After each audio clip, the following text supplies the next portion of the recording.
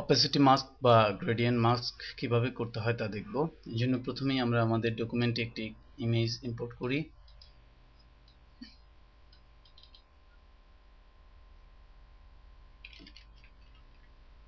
আমি ইমেজটিকে আমার ডকুমেন্টে যথাযথ অবস্থানে প্লেস করছি। এবার আমি একটি রেক্ট্যাঙ্গেল নিচ্ছি, আমাদের ইমেজটির সাইজ অনুযায়ী রেক্ট্যাঙ্গেলটি আমি ড্র করছি এবং রেক্ট্যাঙ্গেলটি আমি মূলত গ্রেডিয়েন্ট করে নিচ্ছি।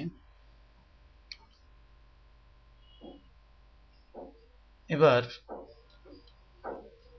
আমার এই এক্সিস্টিং দুটি অবজেক্টকে যদি সিলেক্ট করে আমি অবজেক্ট ক্লিপিং মাস্ক মেক করি, তাহলে দেখব যে এটি তেমন কোনো পরিবর্তন আমরা দেখছি না, বা এটি তেমন কোনো পরিবর্তনের উপর প্রয়োগ করছে না। আমি কন্ট্রোল জেড চাপছি। এর কারণ হচ্ছে এটি মূলত ক্লিপিং মাস্ক করেছে, অর্থাৎ আমার এই যে এরিয়া, সেই এরিয়া অনুযায়ী এটি মাস্ক করেছে। যেহেতু দুটি এরিয়াই সেম, দুটি এরিয়াই এই এরিয়ার সাথে ম্যাচ করছে, ফলে এটি বিশেষ কোনো পরিবর্তন আমাদের চোখে আমরা দেখতে পাচ্ছি না এটি পরিবর্তনের ফলে। যাই হোক, আমি এবার যেটি করব, আমি আমার এই অবজেক্টটিকে কপি করে নিচ্ছি, অর্থাৎ আমার গ্রেডিয়েন্ট অবজেক্ট যেটি তৈরি করেছে। এবার আমি আমার এই ইমেজটিকে নির্বাচন করছি এবং আমি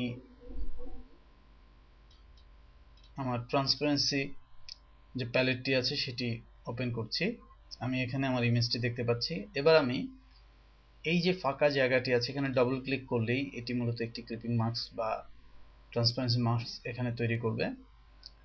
এবার আমি কন্ট্রোল ভি দিয়ে আমি যে এই গ্রেডিয়েন্ট অবজেক্টটি কপি করে রেখেছিলাম সেটি এখানে প্রয়োগ করছি এবং এর সাইজের সাথে মিলিয়ে দিচ্ছি। লক্ষ্য করুন, এটি আমার যে ইমেজটিতে একটি অংশ হালকা করে দিচ্ছে, অর্থাৎ আমার এই গ্রেডিয়েন্টে যে অংশটুকু গাঢ় ছিল সেই অংশটুকু ইমেজটিকে সাদা করে দিচ্ছে, হালকা করে দিচ্ছে। লক্ষ্য করুন, আমার এই গ্রেডিয়েন্টের এই অংশটুকু গাঢ় ছিল, ফলে ইমেজ থেকে এই অংশটুকু সাদা হয়ে যাচ্ছে এবং এটি স্মুথলি এটি হয়েছে। অনেক সময় আমাদের এরকম করতে হয়, কারণ আমাদের অন্য কোনো অবজেক্টের সাথে এটিকে গ্রেডিয়েন্ট করে মিলিয়ে দিতে হয়, তো সেই কাজটি আমরা এর মাধ্যমে খুব সহজে করতে পারি।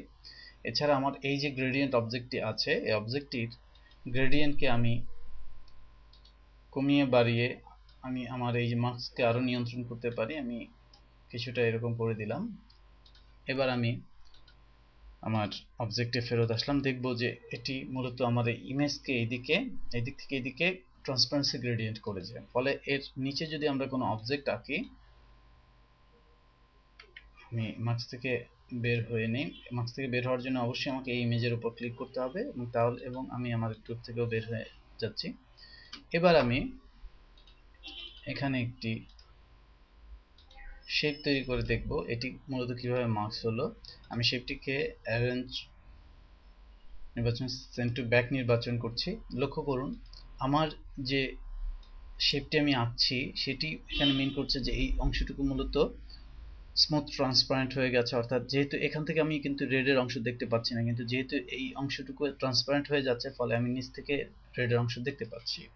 অনেক সময় আমার ইমেজের সাথে ম্যাচ করানোর জন্য এ ধরনের ট্রান্সপারেন্সির প্রয়োজন হয়ে পড়ে। উদাহরণস্বরূপ, আমি যদি আমার ইমেজটিকে চাচ্ছি উপর থেকে নিচের দিকে ট্রান্সপারেন্ট হয়ে নামবে, তাহলে আমি যেটি করব সেটি হচ্ছে আমি পুনরায় আমার সেই মার্কসটি নির্বাচন করব এবং এই মার্কসটির অ্যাঙ্গেল আমি পরিবর্তন করে দেব, অর্থাৎ এটি এখন গ্রেডিয়েন্ট এদিক থেকে এদিকে আছে, আমি এটিকে পরিবর্তন করে দেব।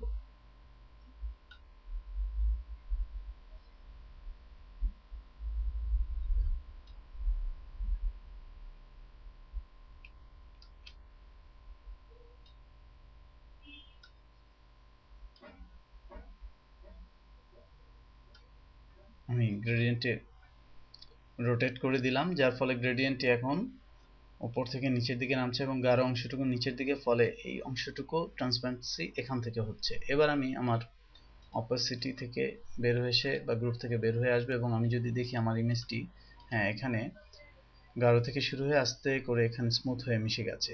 অনেক সময় আমাদের ইলাস্ট্রেটরে এই ধরনের ডিজাইন বা এই ধরনের ভেরিয়েশন তৈরির প্রয়োজন হয়ে পড়ে, এই ধরনের ইমেজকে আমাদের গ্রেডিয়েন্ট করতে হয়, ট্রান্সপারেন্ট গ্রেডিয়েন্ট, সেই কাজগুলো আমরা এখান থেকে করতে পারি।